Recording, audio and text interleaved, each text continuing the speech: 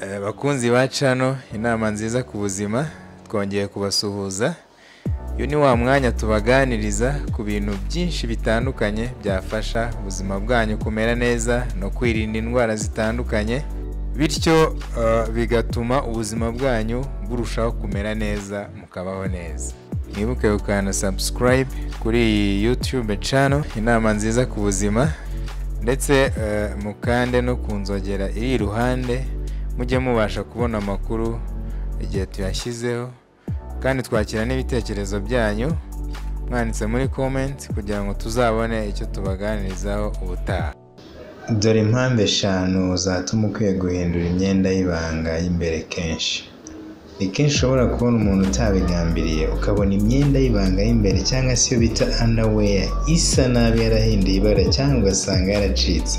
Abenshi bibwira ko kuba iyi myenda y'imbere itabonwa na benshi ari byo byatuma batayitaho uko bikwiye, nyamara ititaweho neza ndetse binahindurwe kenshi ishobora guteza ibibazo by'indwara zitandukanye. Abahanga mu by'ubuzima bavuga ko imyenda ikwiye guhindurwa buri munsi, byibuze rimwe ku munsi, bitari buri cyumweru nk'uko benshi babikora. Ititaweho bishobora no gutera kudashimishanya kw'abashakanye igihe bageze ku ngingo yo gutera akabariro. Mwabiteguriye kandi mugiye kugezaho na Jean Denis. Nk'uko tubikesha ikinyamakuru cyandika ku buzima bita El Crema, mu nkuru bahaye umutwe ugira uti 5 reasons why you should change your undies very often. Tugiye kureba impamvu 5 ukwiriye guhindura imyenda y'imbere kenshi gashoboka. Impamvu ya mbere, kwirinda ubwandu bw'imyanya y'ibanga, ibyo bita infection cyangwa se infections. Guhindura imyenda y'imbere byibura inshuro imwe ku munsi ni byiza kuko bituma twirinda indwara zitandukanye ziterwa n'udukoko two mu bwoko bwa bagiteri. Niba rero ushaka kwirinda indwara zitandukanye ziterwa n'utwo dukoko, jya ugerageza guhindura imyenda byibuze rimwe ku munsi. Impamvu ya kabiri, kwirinda impumuro mbi mu myanya y'ibanga. Ubusanzwe imyanya y'ibanga ni ahantu hagomba kubahwa cyane. Iyo rero udahinduranye ya myenda y'imbere uba uhaye udukoko kororokeramo. Ibi rero nibyo bituma haza umwuka mubi. Ni byiza rero guhinduranya imyenda y'imbere ndetse no koga buri munsi kugira ngo ubungabunge isuku y'imyanya yawe y'ibanga.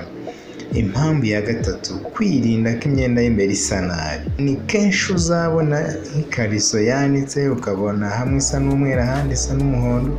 Akenshi icyo cyasha kiba cyaraturutse ku kwambara iyo kariso iminsi myinshi utayihindura. Ibi rero ntibikwiye. Ni byiza guhinduranya imyenda y'imbere buri munsi. Impamvu ya kane, bituma ushimisha uwo mwashakanye mu gihe cyo gutera akabariro. Ibaze nawe umugabo wawe cyangwa umugore aramutse afite impumuro mbi mu myanya y'ibanga yatewe n'uko adahindura imyenda y'imbere. Ibi bihita bituma igikorwa cy'imibonano mpuzabitsina kitagenda neza, bityo bigatuma nta byishimo biboneka mu muryango. Isuku rero ni ngombwa cyane mu mabanga y'abashakanye.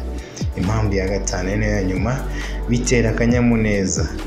Uzarebe iyo wambaye umwenda w'imbere mushya wumva wishimye kandi umerewe neza, nubwo ari umwenda uba uri imbere y'indi, ariko iyo usa nabi cyangwa se unuka nawe ubwawe ubangamiwe. Ni byiza rero guhinduranya imyenda y'imbere haba ku bagore ndetse no ku bagabo. Tubashimiye umwanya mwiza mwaduhaye.